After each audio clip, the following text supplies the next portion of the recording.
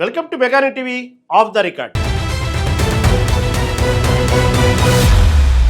తెలంగాణలో 22A భూముల వివాదం రాజకీయ మంటలు రేపుతుంది. ప్రైవేట్ భూములు 22Aలోకి ఎలా వచ్చాయి? దాని వెనుక అసలు కారణం ఏంటి? ప్రభుత్వం అధికారుల తప్పిదాలుంటే ప్రతిపక్షాలు మాత్రం అవినీతి అక్రమాలంటూ విరుచుకుపడుతున్నాయి. ఏలేటి సవాలు, హరీష్ రావు లేఖతో వివాదం మరింత ముదిరింది. ఇంతకీ 22A వెనుక నిజమేంటి? రాజకీయ ఆరోపణలేంటి? ప్రభుత్వం చెబుతున్న పరిష్కారం ఏంటి?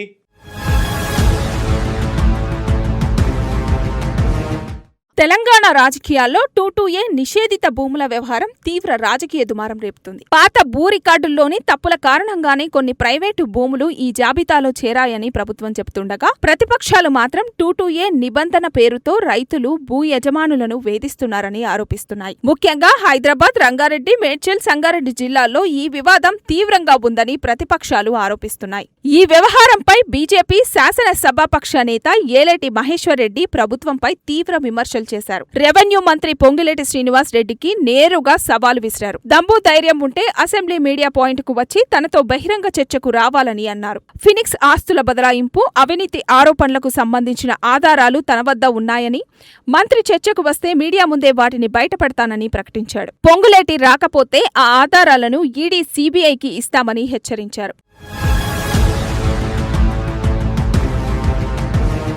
ఈ నేపథ్యంలోనే ఏలేటి మరో సంచలన వ్యాఖ్య చేశారు. ప్రభుత్వం అమలు చేస్తున్న భూభారతి పథకాన్ని ఉద్దేశిస్తూ భూభారతి కాదు, భూహారతి అంటూ విమర్శించారు. 22A జాబితా పేరుతో భారీగా భూములపై వివాదాలు సృష్టిస్తున్నారని ఆరోపించారు. దాదాపు 1 కోటి ఎకరాలను నిషేధిత జాబితాలో చేర్చారని, రైతులు, రియల్ ఎస్టేట్ చేసేవారిని భయపెట్టి బేరసారాలు సాగుతున్నాయని ఆయన ఆరోపించారు. ఈ వ్యవహారం వెనుక ఉన్న అసలు కుట్రదారులను గుర్తించేందుకు సీబీఐ విచారణ జరపాలని డిమాండ్ చేశారు. ప్రభుత్వంలోని మంత్రుల వ్యాఖ్యల మధ్య ఉన్న వైరుధ్యాన్ని కూడా ఏలేటి ప్రశ్నించారు. 22A సమస్య అధికారుల తప్పిదమని మంత్రి పొంగులేటి చెప్తుంటే, మంత్రి కోమటిరెడ్డి వెంకటరెడ్డి మాత్రం దీని వెనుక కుట్ర ఉందని అంటున్నారని గుర్తు చేశారు.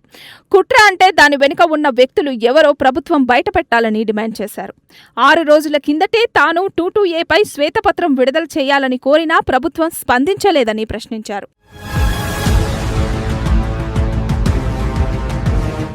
ఇదే సమయంలో బీఆర్ఎస్ కూడా ఈ అంశాన్ని రాజకీయంగా మరింత ముందుకు తీసుకెళ్లింది. మాజీ మంత్రి హరీష్ రావు కాంగ్రెస్ అగ్రనేత రాహుల్ గాంధీకి బహిరంగ లేఖ రాశారు. 22A నిబంధనను ప్రైవేటు ఆస్తులపై కృత్రిమ వివాదాలు సృష్టించి వసూళ్లకు ఉపయోగిస్తున్నారని ఆయన ఆరోపించారు. జూబ్లీహిల్స్, బంజారాహిల్స్ తో పాటు హైదరాబాద్, రంగారెడ్డి, మేడ్చల్, సంగారెడ్డి జిల్లాల్లో హెచ్ఎండిఏ అనుమతులు ఉన్న ప్రైవేటు ఆస్తులను సైతం 22A జాబితాలో చేర్చి యజమానులను ఇబ్బందులకు గురిచేస్తున్నారని పేర్కొన్నారు. దశాబ్దాల క్రితమే అర్బన్ ల్యాండ్ సీలింగ్ కింద క్రమబద్ధీకరించిన భూములు, రిజిస్టర్డ్ డాక్యుమెంట్లు ఉన్న ఆస్తులపైన మళ్లీ వివాదాలు సృష్టిస్తున్నారని హరీష్ రావు ఆరోపించారు.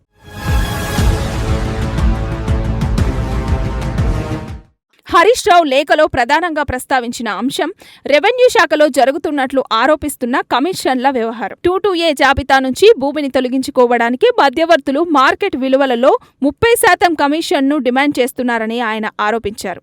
అలాగే ఔటర్ రింగ్ రోడ్డు పరిసరాల్లోని భూములపై కావాలని వివాదాలు సృష్టించి రాజకీయ పలుకుబడి ఉన్న బినామీల సంస్థలతో 50:50 జాయింట్ డెవలప్మెంట్ ఒప్పందాలు చేసుకునేలా యజమానులపై ఒత్తిడి తెస్తున్నారని కూడా పేర్కొన్నారు. ఈ ఆరోపణల నేపథ్యంలో రెవెన్యూ మంత్రి పొంగులేటి శ్రీనివాస్ రెడ్డిని మంత్రివర్గం నుంచి తొలగించాలని హరీష్ రావు డిమాండ్ చేశారు.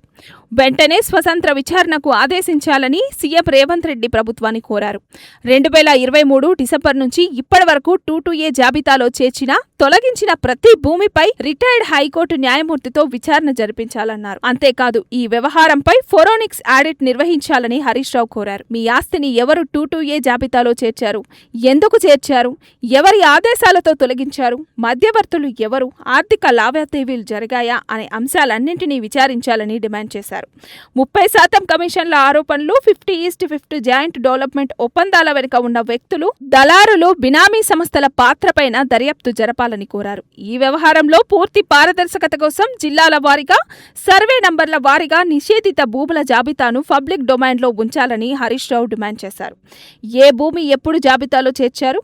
ఎవరి ఆదేశాలతో చేర్చారు? ఎప్పుడు తొలగించారు? ఎవరి ఆదేశాలతో తొలగించారు అనే వివరాలను ప్రజలకు అందుబాటులో ఉంచాలని కోరారు.